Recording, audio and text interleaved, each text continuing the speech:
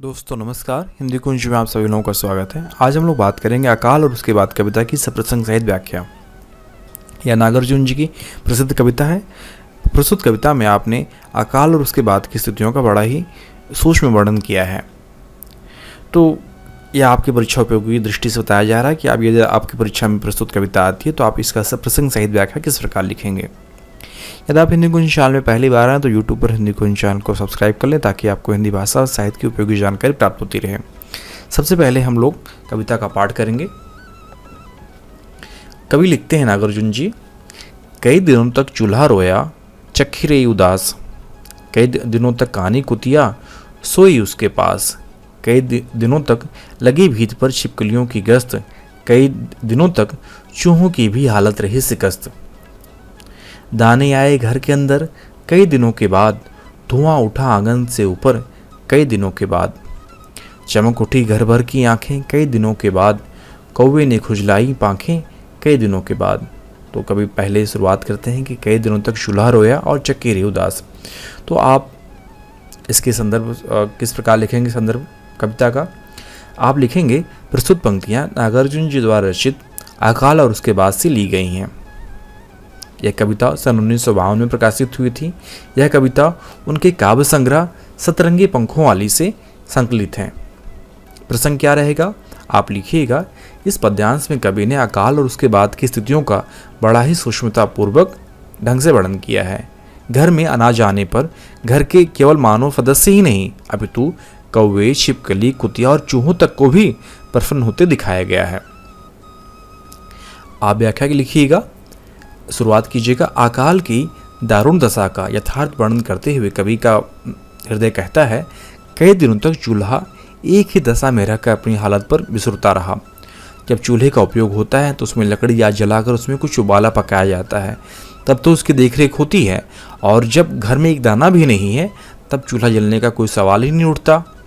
इसीलिए कवि चूल्हा रोया मुहावरे का प्रयोग करता है।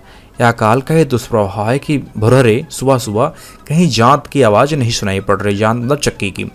जब घर में अनाज होता है तो जांत की आवाज़ और उस पर गाए जाने वाले गीत से एक अभूतपूर्व प्रभात्मकता की सृष्टि होती है। पर आज वहाँ उदासी का आलम छाया हुआ है। देखरेख के अभाव में, प्रयोजनहीनता की दशा के कारण चूल्हे, चक्की और उससे संबंधित क्षेत्र पर अलसाई कानी कुतिया का कब्जा बना हुआ है। इसका मतलब वहाँ पे जब चूल्हा जल नहीं रहा है तो वहाँ पे कुत्ते सिर्फ बैठ रहे हैं। इसका कारण यह भी है कि जब तक चूल्हे चक्की का प्रयोग होता है तब तक उसके साफ सफाई का ध्यान रखा जाता है। पर जब अकाल की मार से पीड़ित, चाहे वहाँ कानी कुतिया सोए या चूहे नेवले सोए या सांप सोए, गश्त लगाए, कोई फर्क नहीं पड़ता। कितने नहीं, दीवार पर लगातार छिपकलियाँ भाग दौड़ मचाती रही और चूहों की भी दशा बहुत खराब रही। यह स्वाभाविक ही है कि जब घर में अनाज का एक दाना भी ना हो तो चूहों को भी आहार कहाँ से मिले। कुल मिलाकर कहना यही है कि अकाल की मार से पूरा परिवार, घर द्वार, पशु पक्षी सभी पीड़ित हैं। कभी अकाल के बाद की परिस्थितियों पर प्रकाश डालते हुए कहते हैं कि कई दिनों के बाद घर में थोड़ी सी खाद्य सामग्री भोजन आया। अब उसे पकाने के लिए चूल्हा जलाना लाजमी हो गया। स्वाभाविक रूप से चूल्हा जलने का प्रतीक आंगन के ऊपर से उड़ता हुआ धुआं कई दिनों के बाद आंखों के सामने मूर्त रूप से अवतरित हुआ। खाने पीने की थोड़ी सी सामग्री देखकर घर भर की आंखों में चमक सी आ गई। भूख क्या बला है, इसे कोई भूखा ही बता सकता है। भूख से टूट टूट कर संघर्ष करने के बाद जब कुछ खाने को मिला तब स्वाभाविक रूप से प्रसन्नता की अनुभूति होती है। परिजन ही नहीं, आसपास परिवेश के पशु पक्षी भी यह सोचकर बहुत खुश होते हैं कि कुछ खाने को मिलेगा। कौवा भी अपने पंख खुजलाकर फैलाकर प्रसन्नता की अभिव्यक्ति कर रहा है। आपको विशेष में लिखना है कि उपरोक्त पंक्तियों में निम्नलिखित विशेषताएं दृष्टिगोचर होती हैं। कवि ने बिंबों के माध्यम से अकाल और उसके बाद की स्थिति का बड़ा ही प्रभावशाली वर्णन किया है और पूरे कविता में पुनरुक्त प्रकाश अलंकार है। तो इस प्रकार आप विशेष में लिख दीजिएगा कि कवि ने बिंबों के माध्यम से चक्की, जांत इस प्रकार के से उपयोग करके बिंबों के माध्यम से अकाल और उसके बाद की स्थिति का बड़ा ही प्रभावशाली वर्णन किया है और पूरे पद में पुनरुक्ति प्रकाश अलंकार है।